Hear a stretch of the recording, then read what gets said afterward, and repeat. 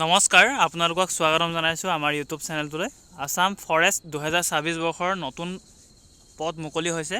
তো গোটেইখিনি কথা আমি ডিটেইলছত কথা পাতিম। তো ফৰেষ্টাৰ গ্ৰেড 1-ৰ আপোনালোকৰ ফৰেষ্টাৰ গ্ৰেড 1-ৰ পোষ্ট মুকলি হৈছে। Forest guard, AF, PF, fire and emergency et cetera গোটেইখিনি ডিটেইলছত আমি কথা পাতিম। আপোনালোকৰ এডুকেশ্যনেল কোৱালিফিকেশ্যন, চিলেকশ্যন প্ৰচিডিউৰ কেনেকৈ হ'ব, এজ লিমিট ইয়াতে দিয়া আছে 40 বছৰলৈকে আপোনালোকে এপ্লাই কৰিব পাৰিব। আৰু কোৱালিফিকেশ্যন আপোনালোকৰ সেইখিনিও কথা পাতিম।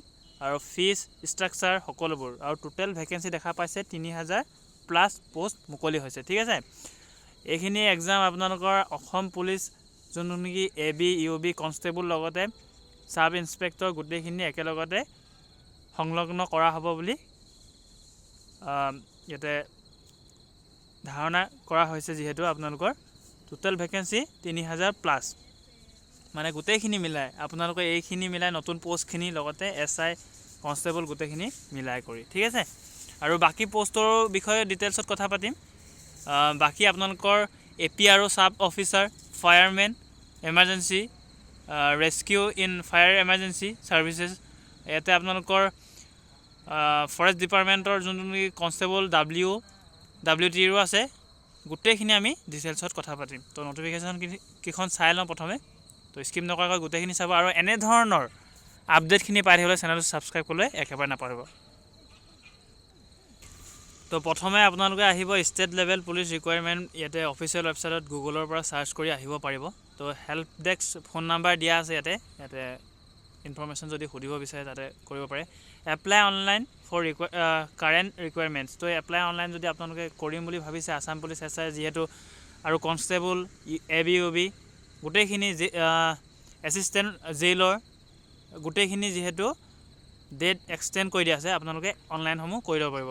আমি বিশেষকৈ আহিছোঁ ন'টিচ যোনকেইখন এতিয়া নতুনকৈ আহিছে। ইয়াতে প্ৰথমে চাই ল'ব। প্ৰথম ন'টিচটো দিয়া আছে SLPRB ৰিকুৱাৰমেণ্ট ড্ৰেচাৰ এণ্ড ক্ৰাফ্টৰ বাবে আহিছে। চাব, advertisement for 2 post of tailor and 2 post of dresser under DGCD, CGHG, nurse.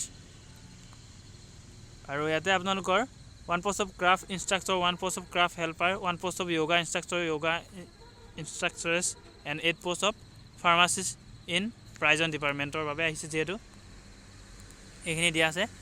আৰু নেক্সট 2 নম্বৰ দিয়া আছে গোটেইখিনি কালি অহা, চাওক 16 তাৰিখ নিউ আছে গোটেইখিনি। সেইখিনি নিশ্চয়কৈ আমি গোটেইখিনি অ'পেন কৰি দেখুৱাম ইম্পৰ্টেণ্টখিনি। বাকীখিনি ওপৰৰ পৰা দেখাই দিছোঁ। এইখিনি কেইটামান পোষ্ট আছে, আৰু যোনখিনি কেটেগৰী লাগিব সেইখিনি মই দেখাই দিম বাৰু। ইয়াতে আপোনালোকৰ গ্ৰেড 4ৰ বাবে চাব, গ্ৰেড 4ৰ ষ্টাফৰ আসাম পুলিচ 6টা পোষ্ট আছে। গ্ৰেড 4 ষ্টাফৰ ইন আসাম কমাণ্ডো বেটেলিয়ান, আৰু 181 পোষ্ট গ্ৰেড 4ৰ বাবে আছে। ইয়াতে প্ৰথম য'ত নেকি আপোনালোকৰ ক্লাছ 8ৰ কোৱালিফিকেশ্যন লাগিব। ঠিক আছে, ক্লাছ 8 হ'লে আপোনালোকে এপ্লাই কৰিব পাৰিব গ্ৰেড 4ৰ বাবে। আৰু আসাম কমাণ্ডো বেটেলিয়ান 69টা পোষ্ট হ'ব গ্ৰেড 4ৰ, সেইখিনিও ক্লাছ 8 নহ'লে 10 হ'লে আপোনালোকে এপ্লাই কৰিব। মুঠতে ক্লাছ 10 হ'লে আপোনালোকে গোটেইকেইটা পোষ্টৰ বাবে এপ্লাই কৰিব পাৰিব। ফৰেষ্টাৰৰ বাদে গোটেইখিনি এপ্লাই কৰিব পাৰিব। ঠিক আছে, ইয়াতে আপোনালোকৰ জেইলৰ আছে, জেইল ৱাৰ্ডাৰৰ আছে 138 পোষ্ট। তো এইখিনিও আমি দেখাম বাৰু আপোনালোকক। কোৱালিফিকেশ্যন 10 পাছ হ'লে আপোনালোকে পাৰিব। আৰু ইয়াতে 211টা ফৰেষ্টাৰ গ্ৰেড 1 লেভেলৰ আপোনালোকৰ যোনটো SI লেভেলৰ হয় সেইটো 211টা। আৰু ফৰেষ্ট গাৰ্ডৰ 504টা, 74টা পোষ্ট গেম ৱাটচাৰ, 405টা পোষ্ট AF, PF কনষ্টেবল, আৰু 642টা পোষ্ট কনষ্টেবলৰ আছে WT, আৰু এটা পোষ্ট আছে কনষ্টেবল AP আৰু যিহেতু, আৰু এটা ছাব ইন্সপেক্টৰ 337টা পোষ্ট ফায়াৰমেন, আৰু 41টা পোষ্ট এমাৰ্জেঞ্চি ৰেস্কিউৱাৰ য'ত নেকি ফায়াৰ এণ্ড এমাৰ্জেঞ্চি ছাৰ্ভিচত আহে, আৰু 773টা পোষ্ট কনষ্টেবল গ্ৰেড 3 আহিব, আৰু 11টা পোষ্ট বেণ্ডমেন কনষ্টেবলত আহিব। বাগলাৰো আছে যিহেতু, সেইখিনিৰ বাবে 10টা পোষ্ট বোটমেন, সেইখিনি ক্লাছ 10 ক্লাছ 8 হ'লে আপোনালোকে এপ্লাই কৰিব পাৰিব। আৰু লগতে 16 তাৰিখে পাব্লিছ কৰা হৈছে। ইয়াতে চাব, এইটো পোষ্ট আটাইতকৈ বেছি হয় যিহেতু 1052টা পোষ্ট কনষ্টেবল UBত যোনখিনি ইনক্ৰিজ কৰিছে বুলি কৈছে, যোনখিনি ইনক্ৰিজ কৰিছে। ঠিক আছে, 663টা post constable AB, sub inspector UB 48 এইখিনি আগৰ পৰা আছিলে নটিচ, কিন্তু ইয়াতে ইনক্ৰিজ কৰিছে। গোটেইখিনি আমি ওপেন কৰি দেখুৱাই দিম আপোনাৰখিনি। বাকি প্ৰথমে এইখিনি আছিলে 12 তাৰিখৰ নটিচত, ঠিক আছে। এতিয়া আমি ওপেন কৰি দেখাম আপোনালোকক, প্ৰথমে চাব। তো নটিফিকেশ্যনখন ওপেন কৰিছোঁ 16 তাৰিখে যিহেতু পাব্লিছ হৈছিলে আপোনালোকৰ নটিফিকেশ্যন। তো ইয়াতে recruitment for the post of forester grade 1 forester গাৰ্ডৰ game watcher AF PF constable in forest department গোটেইখিনি আমি ডিটেইলছত কথা পাতিম। পোষ্টখিনিতো দেখুৱালে আপোনালোকক। ইয়াতে পে স্কেল চাব 14,000 পৰা 70,000 টকালৈকে এজন SI লেভেলৰ পোষ্ট হয় যিহেতু। তাৰপিছতে 10টা পোষ্ট যোনটো নেকি বোটমেন হয় সেইটো 12,000 পৰা 52,000 টকা, ঠিক আছে।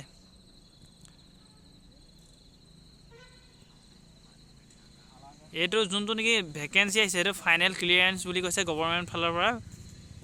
আৰু tentative in nature and subject to the final clearance. তো এইটো টেণ্টেটিভ বাঢ়িব পাৰে বুলি কৈছে, বা এইটো গভৰ্ণমেণ্টৰ ফাইনেল ক্লিয়াৰেন্স বুলি দিছে। অনলাইন আপোনালোকৰ মনত ৰাখিব 22 তাৰিখৰ পৰা এপ্লাই কৰিব পাৰিব, 22 জানুৱাৰীৰ পৰা এপ্লাই কৰিব পাৰিব, 22 জানুৱাৰীৰ পৰা 22 ফেব্ৰুৱাৰীলৈকে 1 মাহ সময় আছে আপোনালোকৰ, ঠিক আছে। আৰু SI যোনখিনি কৰা নাছিলে বা AB UB কৰা নাছিলে তেওঁলোকৰ যিহেতু ডেট এক্সটেণ্ড কৰি দিয়া আছে, গোটেইখিনি আপোনালোকে এতিয়াও এপ্লাই কৰিব পাৰিব। আৰু এপ্লিকেশ্যন ফিজটো মই আপোনালোকক জনাম কৈছিলোঁ, এইটো ফ্ৰী হয়, ঠিক আছে। ফ্ৰী আপোনালোকে এপ্লাই কৰিব পাৰিব। ইয়াতে ডিটেইলছ দিয়া আছে গোটেইখিনি। ফৰেষ্টাৰ গ্ৰেড 1 গ্ৰেড পে 6,400 টকাকৈ বেছিকৈ দিয়া হ'ব, মানে গ্ৰেড পে দিয়া হ'ব। পোষ্ট 211টা, কোনটো পোষ্টত কিমান আছে গোটেইখিনি চাই লওক। SI যদি ফৰেষ্টাৰ গ্ৰেড 1ত কৰিম বুলি হৈছে তেন্তে আনৰিজাৰ্ভড 88, OBC 34, 3 ট্ৰাইবছত 2টা, SC 9টা, STP 12টা, STH 3টা। মেলত ফিমেলতো সেইধৰণে চাই ল'ব 63টা টোটেল মতলব আপোনালোকৰ মেল ফিমেল মিলাই 211টা গোটেইখিনি চাই ল'ব। গোটেইখিনিতো দেখুৱাই দিলোঁ, এইখিনিও আপোনালোকে চাই ল'ব। কেটেগৰী বেষ্ট ৰ'ষ্টাৰ এইখিনি ফৰেষ্ট গাৰ্ডৰ যিহেতু 504টা পোষ্টৰ বাবে, ঠিক আছে। সেইখিনি চাই ল'ব। আৰু এইখিনি চাই ল'ব 74 বেষ্ট ৰ'ষ্টাৰ, এইখিনি গেম ৱাটচাৰৰ, এইখিনি কনষ্টেবল যোনটো নেকি 405টা পোষ্ট আছে AF PF কনষ্টেবলৰ বাবে, গোটেইখিনি চাই ল'ব। মেইন আপোনালোকক এইখিনি দেখুৱাই দিলোঁ। আপোনালোক এতিয়া অনলাইন 22 জানুৱাৰীৰ পৰা কৰাহে কথা আৰু। তো এইখিনি ৰিজাৰ্ভেশ্যন থাকিব আপোনালোকৰ 15টা পোষ্টৰ বাবে কনষ্টেবলৰ এক্স ছাৰ্ভিচমেনৰ বাবে, ঠিক আছে। যোনখিনি এক্স ছাৰ্ভিচমেন হ'ব তেওঁলোকৰ বাবে 15টা পোষ্ট। সেইখিনি গোটেইখিনি চাই ল'ব। আৰু নটিচকেইখন আপোনালোকে ডাউনলোড কৰি নিজেও চাবলৈ চেষ্টা কৰিব, ঠিক আছে। এলিজিবিলিটি ক্ৰাইটেৰিয়া এইখিনি দিয়া আছে, এইখিনি চাই ল'ব। 20 বছৰৰ পৰা 24 বছৰ আপোনালোকৰ এজ ৰিলেক্সেশ্যনো আছে, যিহেতু 18 পৰা 40 বছৰ বয়সটো দিয়া আছিলে নহয়। মই এবাৰ আপোনালোকক থাম্বনেইলত দেখাই দিছিলোঁ, যিহেতু 40 বছৰলৈকে আপোনালোকৰ এপ্লাই কৰিব পাৰিব। 40 বছৰলৈকে কোনোবা গ্ৰেড 4 পোষ্টত আপোনালোকে আবেদন কৰিব পাৰিব। এজ ৰিলেক্সেশ্যন 5 বছৰ, SC ST STHৰ OBC 3 বছৰ, বাকী এক্স ছাৰ্ভিচমেনৰ আপোনালোকৰ 2 বছৰ এডিশ্যনেল থাকিব, যিহেতু গোটেইখিনি পোষ্টৰ বাবে, ঠিক আছে। তো এডুকেশ্যনেল কোৱালিফিকেশ্যন চাব, ইয়াতে চাব। ফৰেষ্টাৰ গ্ৰেড 1ৰ বাবে বেচেলৰ হ'ব লাগিব, বা BA BSc কোনোবা এটা বা BCom আপোনালোকে পঢ়িলে পাৰিব। চাব অফিচাৰ কনষ্টেবলৰ বাবে HS লাগিব, য'ত নেকি ফিজিক্স কেমেষ্ট্ৰি মেথমেটিক্স অথবা PCM লাগিব। ফায়াৰমেন এণ্ড এমাৰ্জেঞ্চিৰ বাবে HS ছায়েন্সৰ হ'ব লাগিব, পাছ কৰিলে হৈছে। ফৰেষ্ট গাৰ্ডৰ গেম ৱাটচাৰৰ কনষ্টেবলৰ বাবে HS লাগিব। আৰু কনষ্টেবল AF PF কনষ্টেবলৰ বাবে, আৰু কনষ্টেবল গ্ৰেড 3 বেণ্ডমেন কনষ্টেবল বাগলাৰ অকল আপোনালোকৰ মেট্ৰিক পাছ হ'লে পাৰিব। আৰু আদাৰ মেণ্ডেটৰী কোৱালিফিকেশ্যন কনষ্টেবল গ্ৰেড 3 বাবে আপোনালোকে NCC দিব পাৰে, হোমগাৰ্ডৰ দিব পাৰে। 40 post of bandsmen constable proficiency in specific instrument, যোন নেকি বেণ্ডমেন বাদ্যযন্ত্ৰ বজোৱা ইয়াতে দিয়া আছে। এইখিনি চাৰ্টিফিকেট বা আপোনালোকে যদি দেখাব পাৰে তেন্তে আপোনালোকৰ নিশ্চয় চিলেকশ্যন হ'ব। বাগলাৰৰ একেই। বোটমেনৰ এচেঞ্চিয়েল ইয়াতে দিয়া আছে। মেট্ৰিক পাছ, হায়াৰ ছেকেণ্ডেৰীও হ'ব পাৰে, স্পৰ্টমেনৰো হ'ব পাৰে, মাৰ্চিয়েল আৰ্টছৰো হ'ব, হোমগাৰ্ড হ'লেও হ'ব, বা লাইফ গাৰ্ড ট্ৰেইনিং চাৰ্টিফিকেট হ'লেও হ'ব। আৰু Assam inland water transport crew training চেণ্টাৰৰ পৰা যদি আপোনালোকে ৰিকগনাইজ হৈছে তেন্তে তেওঁ এপ্লাই কৰিব পাৰিব। ইয়াতে ফিজিকেল ষ্টেণ্ডাৰ্ড চাব, জেনেৰেলৰ বাবে 163, ইয়াতে হাইট লাগিব, ফিমেলৰ 150, STP STSৰ বাবে 153 আৰু 145। চেষ্ট ইয়াতে গোটেইখিনি 79 প্লাছ এক্সপাণ্ডেড 5, ঠিক তেনেধৰণে গোটেইখিনিতো ছেমেই আছে, এইখিনি চাই ল'ব আপোনালোকে। মেডিকেলো আপোনালোকৰ চোৱা হ'ব, কি কি চাব সেইখিনি দিয়া আছে চাওক। Heart disease, hernia, piles, respiratory disease, knock knee, flat foot গোটেইখিনি আপোনালোকক চেক কৰা হ'ব বুলি কৈছে। আই চাইডৰ 6/6, 6/9, লেফ্ট এণ্ড ৰাইটৰ গোটেইখিনি চেক কৰা হ'ব। ভেৰিকছ ভেইন আপোনালোকৰ থাকিলে ডিছকুৱালিফাই কৰি দিয়া হ'ব বুলি কৈছে। আৰু এপ্লাই কৰিবলৈ আপোনালোকে চাব কি কি লাগিব, গোটেইখিনি দিয়া আছে ইয়াতে। এডভাৰটাইজৰ মতে গোটেইখিনি আপোনালোকে ৰেজিষ্টাৰ কৰি, যেনেকৈ আছাম পুলিচৰ ৰেজিষ্টাৰ কৰে ঠিক তেনেধৰণে ইয়াতো ৰেজিষ্টাৰ কৰিব লাগিব। গোটেইখিনি মেটছ হ'ব লাগিব আপোনালোকৰ SSLC চাৰ্টিফিকেটৰ মতে। আৰু এপ্লিকেশ্যনৰ ভেলিড মোবাইল নাম্বাৰ থাকিব লাগিব, য'ত নেকি ইনফৰমেশ্যন থাকিব, employment exchange number, highest qualification details, permanent district, gender, caste, category, date of birth, Aadhaar number গোটেইখিনি আপোনালোকে দিব লাগিব। তো এইখিনি ডকুমেণ্টৰ কথা গোটেইখিনি চাই ল'ব।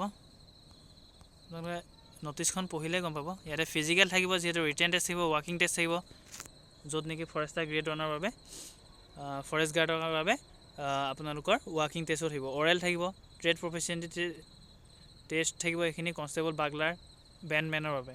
ছুইমিং এণ্ড ব'টিঙৰ বাবে ব'টমেনৰ বাবে থাকিব, ঠিক আছে। ইয়াতে PET আৰু PST হ'ব, য'ত নেকি প্ৰিলিমিনেৰী আইডেণ্টিটি ভেৰিফিকেশ্যনত আধাৰ কাৰ্ড, ভোটাৰ কাৰ্ডৰ হ'ব পাৰে, বায়'মেট্ৰিক হ'ব। ফিজিকেল এফিচিয়েঞ্চি টেষ্টত 40 মাৰ্ক হ'ব, য'ত নেকি PET মেলৰ বাবে 3200 মিটাৰ 14 মিনিটত অথবা 840 ছেকেণ্ডত, আৰু long jump 335 centimetre for long jump 3টা চান্স দিয়া থাকিব।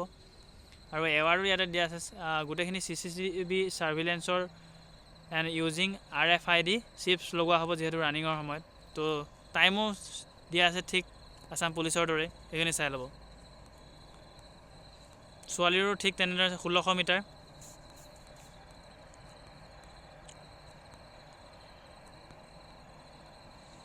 ডকুমেণ্টখিনি এইখিনি গোটেইখিনি ডকুমেণ্ট ভেৰিফিকেশ্যন কি কি লাগিব সেইখিনি দিয়া আছে।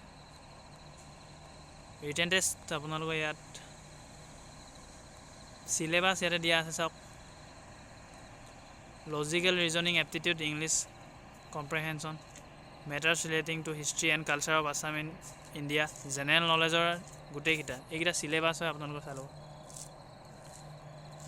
Maths, reasoning, aptitude, English comprehension, matters relating to history and culture of Assam and India, general knowledge গোটেইকেইটা পষ্টৰ বেলেগ বেলেগ। এইটো চিলেবাছ ফৰেষ্ট গ্ৰেড 1ৰ, এইটো আপোনালোক কনষ্টেবলৰ বাবে এইখিনি। English, arithmetic, English, logical reasoning, Assam history গোটেইখিনি, এইখিনি চাই ল'ব, ঠিক আছে। ভিডিঅ'টো বহুত দীঘল হৈছে, যিহেতু ইয়াতে সামৰণি মাৰিছোঁ। এনেধৰণৰ আপডেটখিনি পাবলৈ চেনেল ছাবস্ক্ৰাইব কৰিবলৈ একেবাৰে নাপাহৰিব। ধন্যবাদ।